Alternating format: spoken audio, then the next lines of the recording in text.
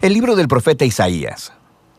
Isaías vivió en Jerusalén durante la segunda mitad del periodo del reino de Israel, y él habló a nombre de Dios a los líderes de Jerusalén y Judá. Primero que nada, él habló un mensaje sobre el juicio de Dios. Les advirtió a los líderes corruptos de Israel que su rebelión contra el pacto de Dios tendría un alto costo, que Dios usaría los grandes imperios, el de Asiria y después el de Babilonia, para traer su juicio sobre Jerusalén si persistían en la idolatría y la opresión al pobre. Pero ese anuncio estaba combinado con un mensaje de esperanza. Isaías creía profundamente que Dios cumpliría un día todas sus promesas del pacto, que Dios enviaría a un rey del linaje de David para establecer el reino de Dios. Recuerda 2 de Samuel 7.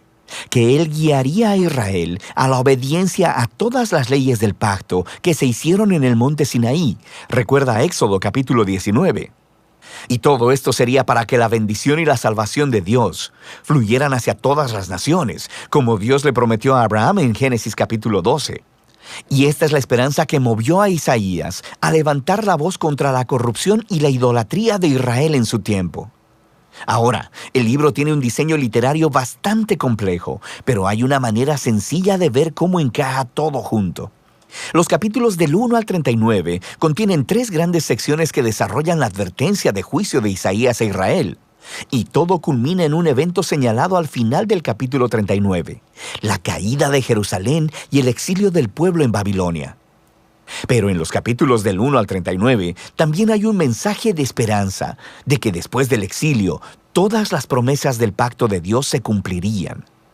Y en los capítulos del 40 al 66 retoman esa promesa de esperanza y la desarrollan más.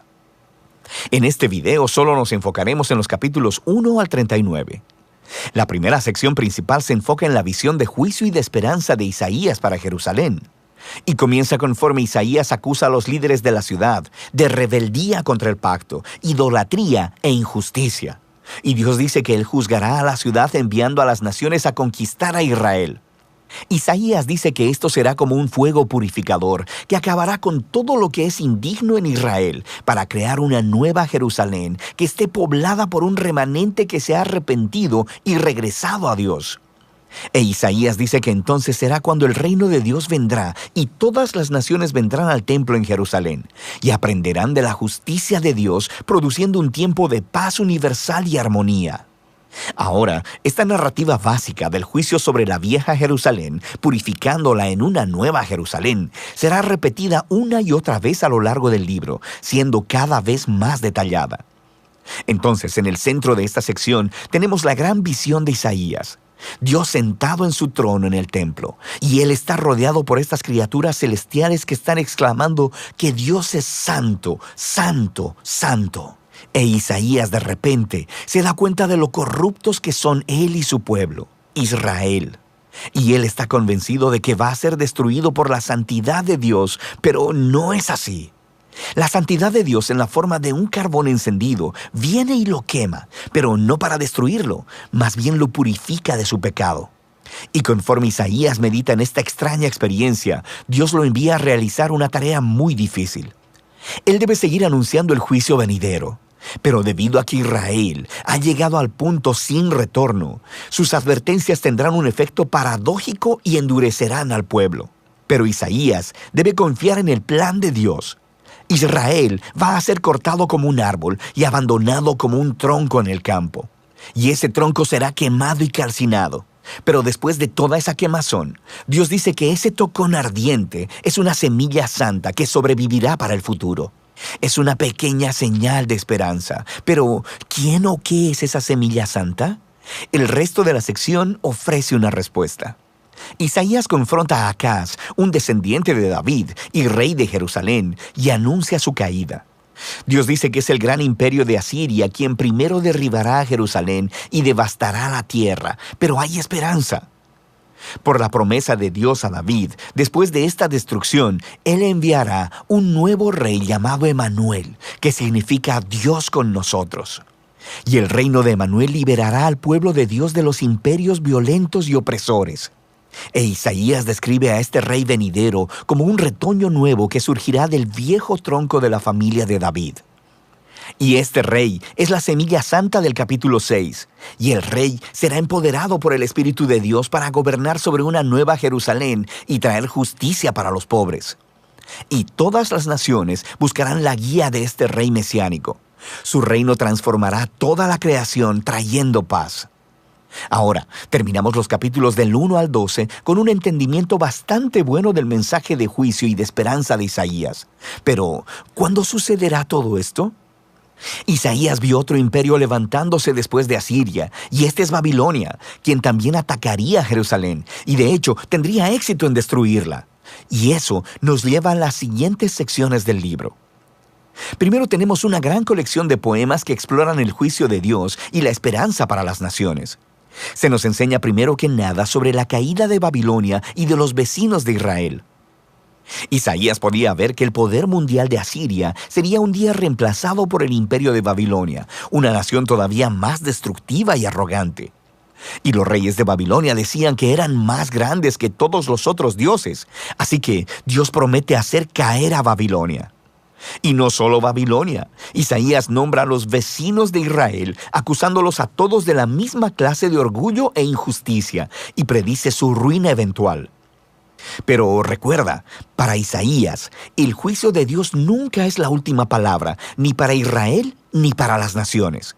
Y eso nos lleva a la siguiente sección, que es una serie de poemas que cuentan la historia de dos ciudades.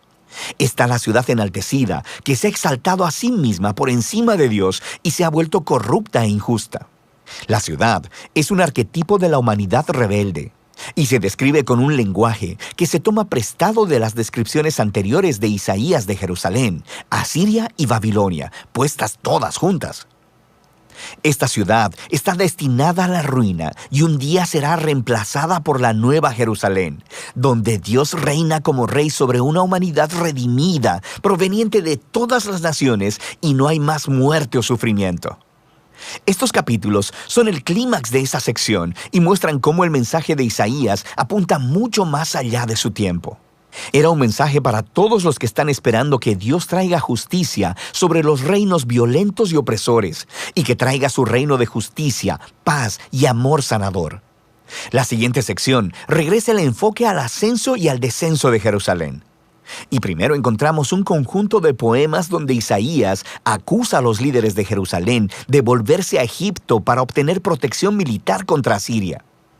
Él sabe que ese tiro le saldrá por la culata, e Isaías dice que solo confiar en Dios y el arrepentimiento puede salvarlos ahora, lo que se ilustra con la historia del ascenso de Ezequías, rey de Jerusalén.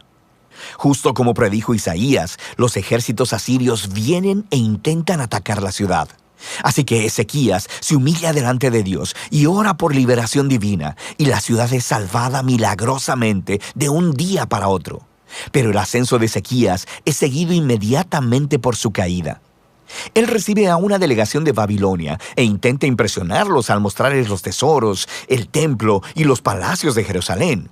Es claramente un esfuerzo para hacer otra alianza política para recibir protección. Isaías se entera y confronta a Ezequías por su necedad. Él predice que este aliado un día lo traicionará y regresará como enemigo para conquistar Jerusalén. Y sabemos por Segunda de Reyes, capítulo 24 y 25, que Isaías tenía razón.